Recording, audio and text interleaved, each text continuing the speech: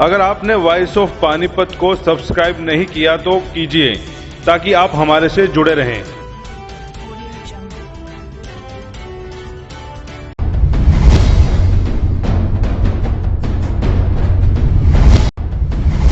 नमस्कार, आप देख रहे हैं वॉइस ऑफ पानीपत, कैसा वेब पोर्टल चैनल, जिसके जरिए हम घर बैठे आपको खबरें तो दिखाते हैं, साथ में ही ऐसी राजनीति हस्तियों से भी मिलाते हैं जिनको आप सुनना चाहते हैं, जिनको आप जानना चाहते हैं।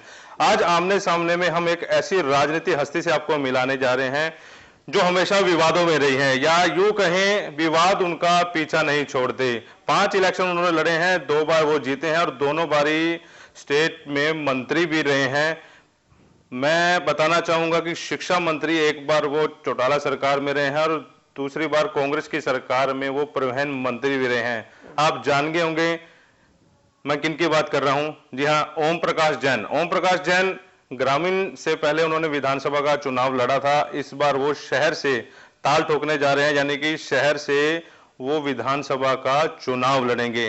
मेरे साथ हैं ओम प्रकाश जैन। जैन साहब, स्वागत है आपका बहुत बहुत। जैन साहब, इलेक्शन लड़ा अपने ग्रामीण से, पहले शहरी से था क्योंकि ग्रामीण की सीट नहीं थी, ग्रामीण के बाद अब फिर आप शहर में आ रहे हैं, ऐसा क्यों?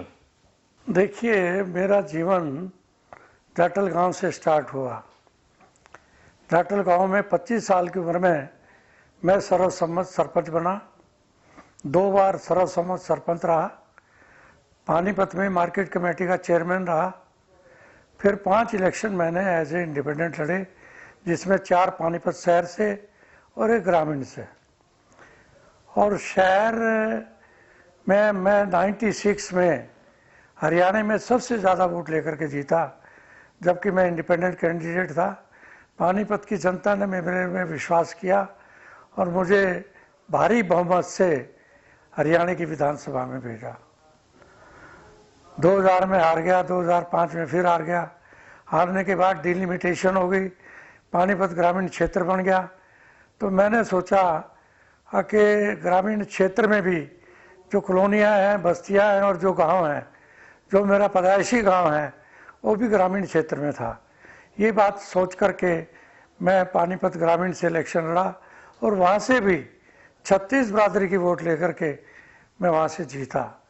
जीत करके मैंने चौधरी भूपेंद्र सिंह हुड्डा को समर्थन दिया और हम 7 इंडिपेंडेंट एमएलए थे, जिनकी वजह से वो मुख्यमंत्री बना। उन्होंने मुझे कैबिनेट मंत्री 3रे नंबर पर बनाया। और बनने के बाद आपको पता है, मेरा उद्देश्य है सिर्फ लोगों की सेवा करना, ना कि राजनीति करना है। मैंने जीवन में काम किए हैं, कभी कोई राजनीति नहीं की, कभी किसी का बुरा नहीं किया। पानीपत शहर में जब मैं 96 के अंदर एमएलए बना, तो सबसे पहले मैंने एजुकेशन मिनिस्टर होने के नाते पानीपत में गवर्नमेंट कॉलेज में लाया, जो कि 18 सेक्टर में कॉलेज है।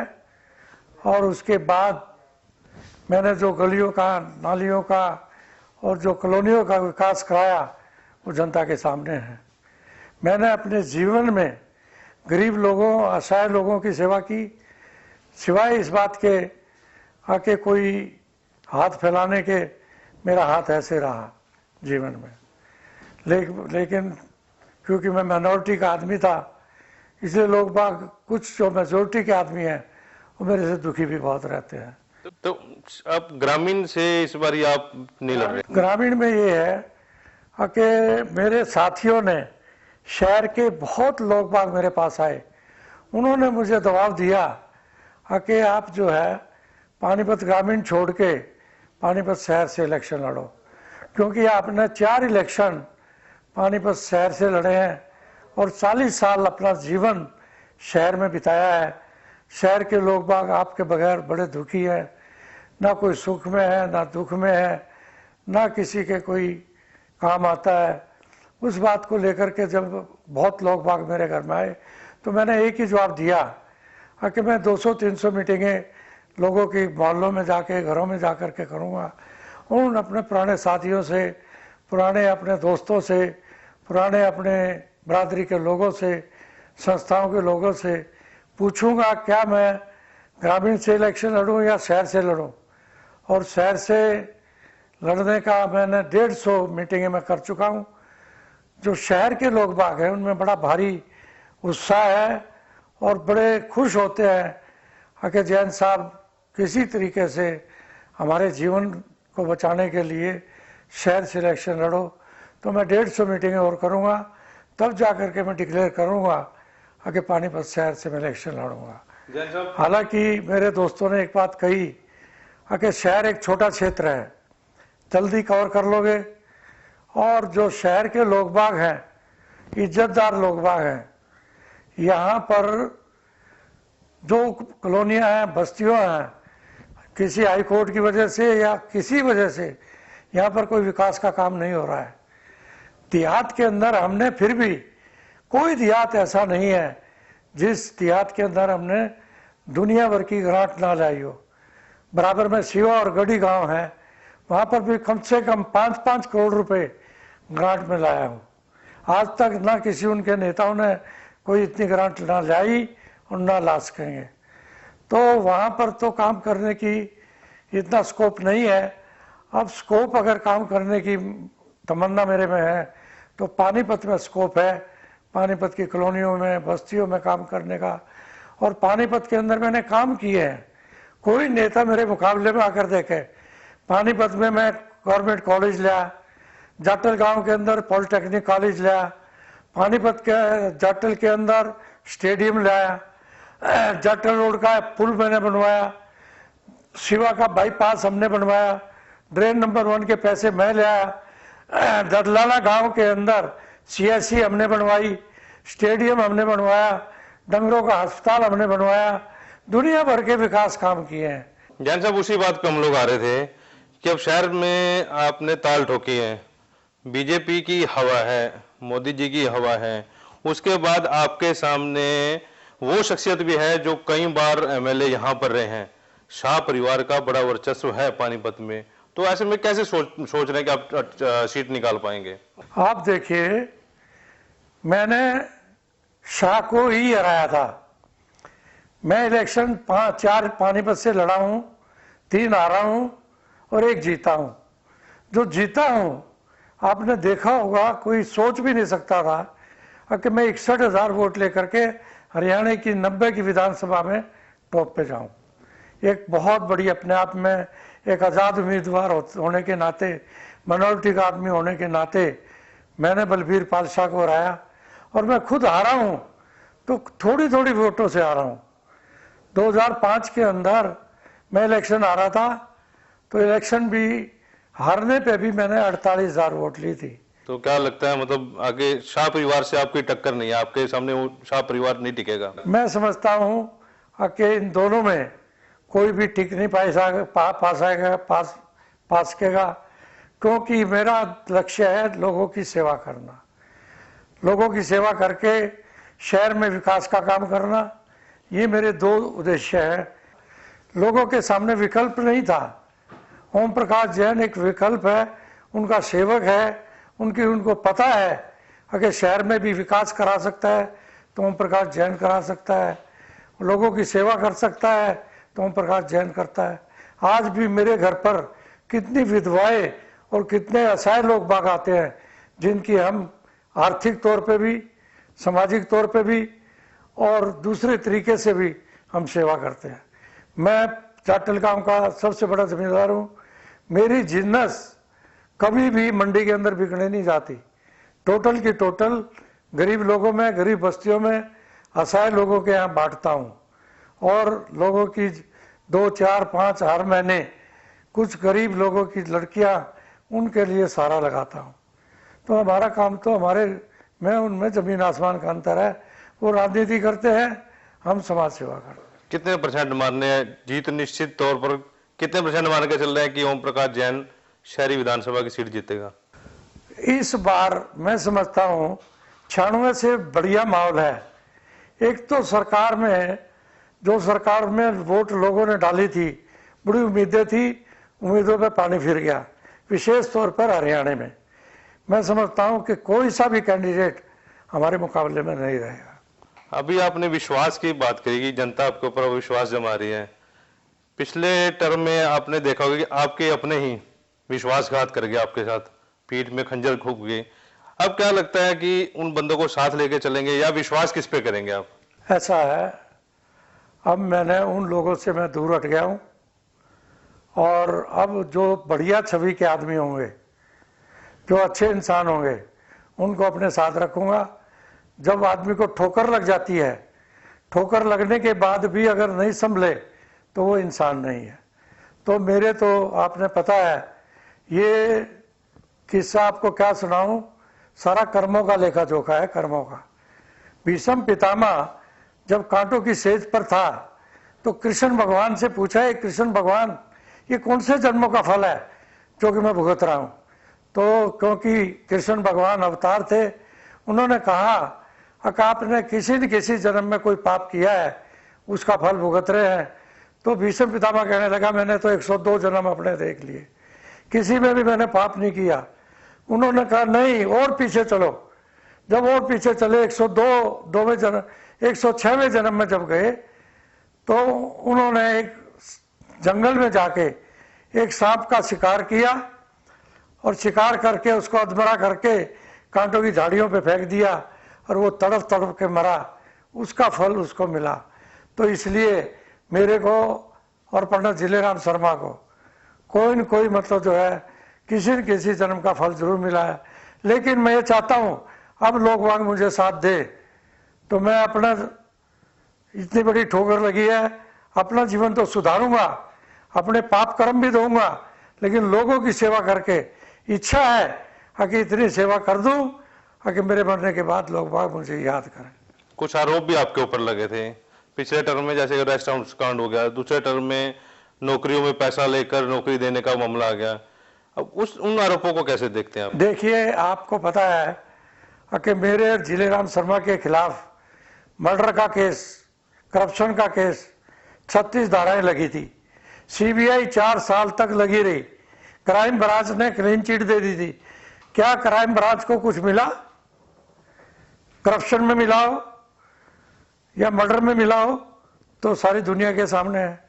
ये तो जबरदस्ती हमारे को 306 में लपेट दिया है और वो भी थोड़े दिन के बाद शीशा सामने आ जाएगा कि हमने 306 में भी कोई ऐसी बात की है कि नहीं की है, ये भगवान जानता है। हम, मेरे और जिलेराम शर्मा के अगर दिमाग में भी ये बात हो तो भगवान हमारा सर्वनाश कर दे, सर्वनाश। आपको लगता है कि हमारे साथ तो जाति हुई है और हमारे साथ जो कांड हुआ है इसमें हमारे साथ सरकार ने भी कोई मदद नहीं की है, आपको ये बतला। तो फिर आप सरकार की मदद की बात कर रहे हैं, अभी भी आप भूपेंद्र सिंह हुड्डा जी के साथ देखे जाते हैं? नहीं, इतना मैं, वो आ जाते हैं तो मैं इंसान हूँ, इंसान को कदर करना तो हमारा फर्ज है, लेकिन मैं किसी के साथ नहीं हूँ, किसी नेता के साथ। तो अभी आप आजाद उम्मीदवार के तौर पर आएंगे मैदान में? मैं इंडिपेंडेंट लड़ूंगा, बिल्कुल आजाद लड़ूंगा, 36 बरादरी को लेकर के चलूंगा, सभी धर्म के लोगों को लेकर के चलूंगा। ये मेरा उद्देश्य रहेगा कि मैं बनूंगा तो सिर्फ इस आखिरी टाइम में लोगों की सेवा करूंगा। तो जिनकी मान लो आगे कांग्रेस की सरकार आ जाती है तो आप फिर समर्थन देंगे कांग्रेस को? देखिए, वो समर्थन तो ये है कि जो मेरी जनता कहेगी और जहां जनता का लाभ होगा उसका समर्थन करेंगे। बीजेपी के सीनियर नेताओं की भी उन नेताओं के ऊपर आंख है जो जीत के दरवाजे पे खड़े हैं, तो क्या आपको बीजेपी अपने पाले में लेती है तो उनकी टिकट से लड़ेंगे? नहीं, मैं बिल्कुल नहीं। मैंने तय किया है कि मैं आजाद ही लड़ूंगा। आदमी के मंसूबे मजबूत होने चाहिए और इरादे नेक होने चाहिए। मैंने 5 इलेक्शन पहले आजाद लड़े और ये भी इलेक्शन में आजाद लड़ूंगा और लड़के प्रभु ने चाहा तो जीत के दिखाऊंगा। जैसे शहरी विधायक की बात की जाए, बीजेपी को लोगों ने वोट दिए, ये सोच के दिए थे कि बड़ा काम हो जाएगा, लेकिन भ्रष्टाचार जो है अभी तक नहीं मिटा। आज के राज में ठेकेदार जो है बीजेपी पर हैवी हो रहे हैं, अपनी मनमर्जी से काम कर रहे हैं, क्या कहना चाहेंगे? ऐसा है कि ठेकेदार तो हमारे टाइम में भी थे। हमने किसी ठेकेदार का कोई पानी पिया हो तो भगवान हमारे को कर दे। ये सारा करप्शन का मामला है। अगर पॉलिटिशियन करप्ट नहीं है, अगर वो सच्चा और सोचा है, तो कोई ऐसी बात नहीं है कि विकास ना हो और ठेकेदार ठीक ना हो और अफसर ठीक ना हो। बिल्कुल, बड़े स्ट्रिक्ट जवाब दे रहे हैं। अब समय हो चला एक छोटे से ब्रेक का। ब्रेक के बाद फिर चलेंगे जैन साहब के पास और उनका विजन जानेंगे, शहर में क्या वो कार्य करवाएंगे अगर जो जीत जाते हैं, और जनता के बीच क्या वायदे लेकर जा रहे हैं। मिलते हैं एक छोटे से ब्रेक के बाद। अगर आपने वॉइस ऑफ पानीपत को सब्सक्राइब नहीं किया तो कीजिए, ताकि आप हमारे से जुड़े रहें।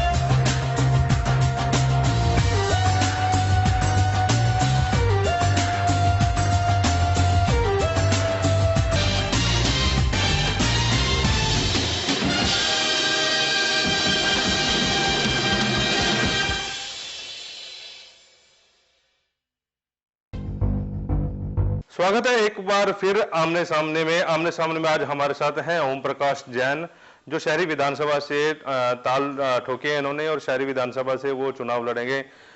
जैन साहब, एक आपसे ये जानना चाहूंगा कि पिछले टर्म में आप परिवहन मंत्री थे, बस अड्डे का मामला चलता रहा शहर में।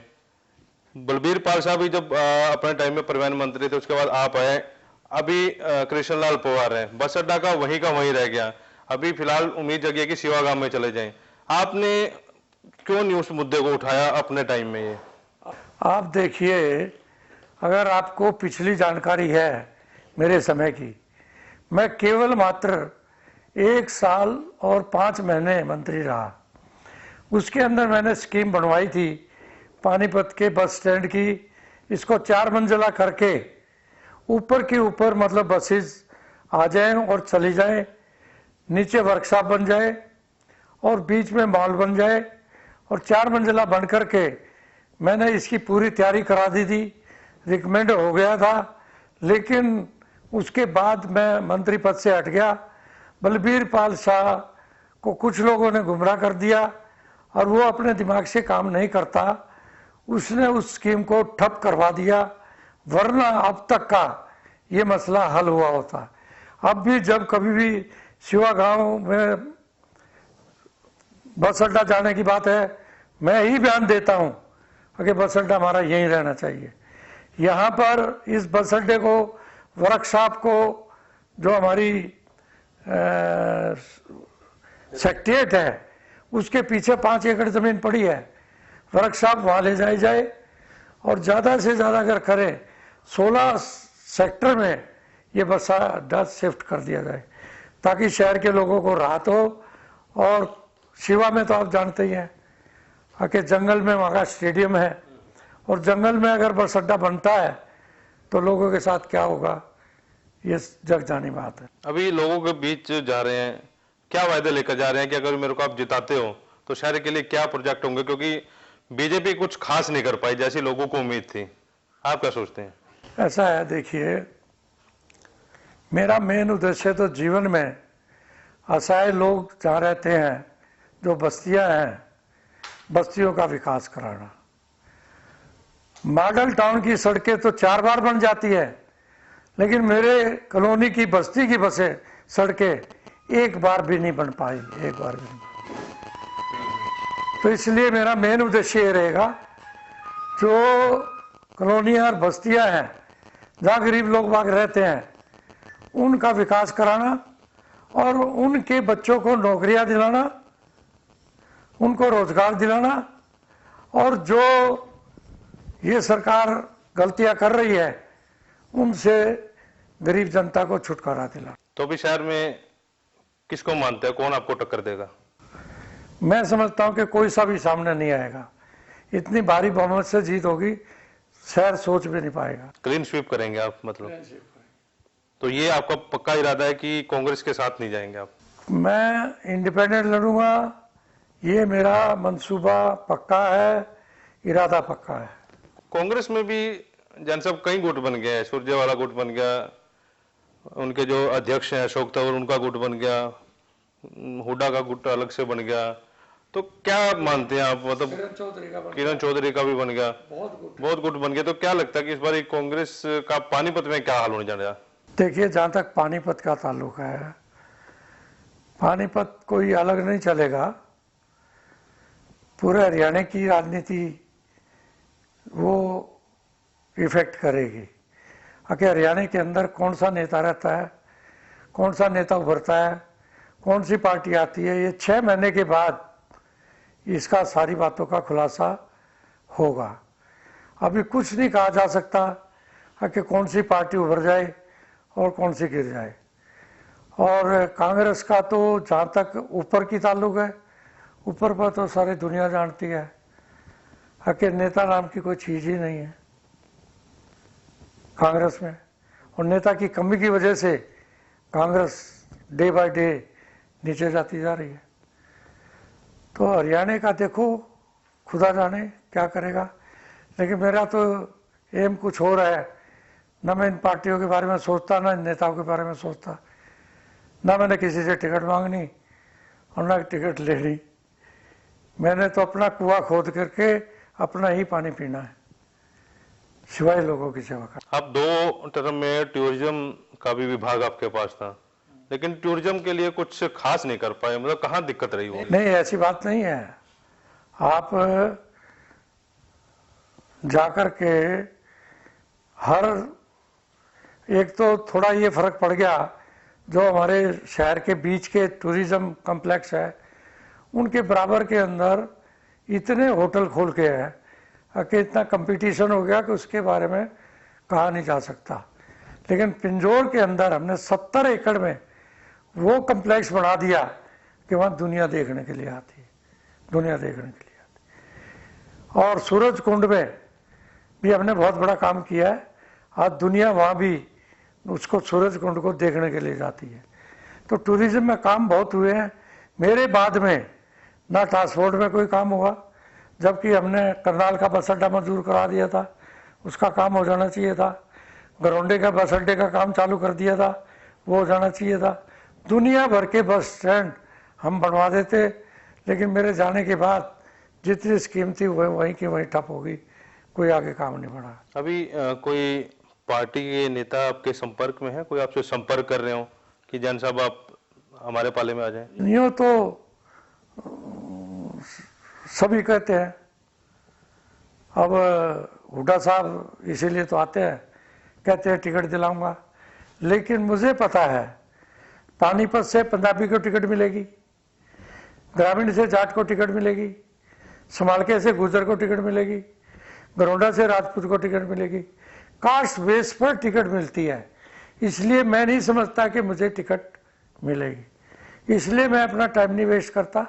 जितना टाइम मैं नेताओं के पीछे घूमने में लगाऊंगा, इतनी अपनी जनता के पीछे लगाऊंगा, जनता के काम करने में, उनकी सेवा करने में लगाऊंगा, उसका मुझे लाभ होगा। जन साहब, जब आप परिवहन मंत्री थे, कई सालों से एक मुद्दा चलता आ रहा है कर्मचारियों का, उनकी मांगे नहीं मानी जा रही। कोई भी परिवहन मंत्री आता है उनको बंधक बना लिया जाता है, उनके सामने नारे लगाए जाते हैं, और आज भी वही के वही हाल है। सरकार जब आप मंत्री थे तब भी प्राइवेट पॉलिसी लेकर आ रही थी, आज भी वो प्राइवेट पॉलिसी लेकर आ रही है। तो उस पर क्या कहना चाहेंगे आप? कि जब मैं मंत्री था और आज का बजट देख लें, हमने महकमे को प्रॉफिट में लाके छोड़ दिया था, प्रॉफिट में। और हमारी स्कीम थी जिस तरीके से हमने वोल्वो चलाई थी, तो मेरी ये तमन्ना थी कि इतनी वोल्वो चलाएं कि लोगों को वो सहूलियत मिले कि वो डीलक्स रेल से भी बढ़िया सफ़र कर सके और प्राइवेट पॉलिसी के लिए कोई बुरी स्कीम नहीं है, लोगों को रोजगार मिल जाए, ये भी अच्छी बात है।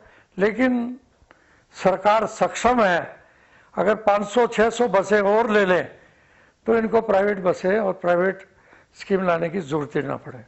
मतलब आप मानते हो कि सरकार की तरफ से खामी है ये? बिल्कुल। तो पिछले टर्म में तो कई बसें भी खरीदी गई, तो वो एक बस अड्डे में सड़ी गई, वो इतना करोड़ रुपए का नुकसान हो गया, वो आई नहीं सड़कों के ऊपर। ये नेग्लिजेंसी ऑफ डिपार्टमेंट की नेग्लिजेंसी है, सरकार की नेग्लिजेंसी। आप ये बताएं, कांग्रेस में आप रहे हैं, बीजेपी का आप टर्म देख रहे हैं, कांग्रेस और बीजेपी में सिर्फ एक टिप्पणी चाहूंगा कि भ्रष्टाचार वहां कम था या यहाँ कम है? ऐसा है, आपने देखा होगा हमारे राज्य में कोई भी गरीब आदमी या साधारण आदमी सड़क पर मोटरसाइकिल लेकर के चलता था, कभी चालान होते देखे? कभी चालान नाम की चीज नहीं दी, कोई पुलिस वाला दुखी नहीं करता था। गांवों में, देहातों में, कॉलोनियों में, बस्तियों में कोई भी बिजली वाला सुबह 3 बजे छापे मारते नहीं देखा था, कोई छापे नहीं मारता था। इससे ज्यादा जो इस सरकार ने बिजली उपलब्ध कराई है, इससे ज्यादा पिछली सरकार ने बिजली उपलब्ध कराई थी। बहुत से गांवों में तो 22-22 घंटे बिजली थी, 22-22 घंटे। अब 6 घंटे भी बिजली नहीं मिलती, 6 में भी कट लग जाते हैं और बुरा हाल है। जबकि सरकार के पास बिजली सरप्लस है, तब भी ये बिजली नहीं दे पा रहे। तो ऐसा बुरा हाल है, आप इस बात से समझिए कि क्या ढंग है। मेरा आखिरी सवाल ये है कि अब जनता के बीच जा रहे हैं आप, जनता को क्या सुनहरे सपने दिखा रहे हैं या जो वायदे आप करके जा रहे हैं जनता से वो वायदे पूरे करेंगे? आदमी काम का प्यारा होता है, चाम का प्यारा नहीं होता।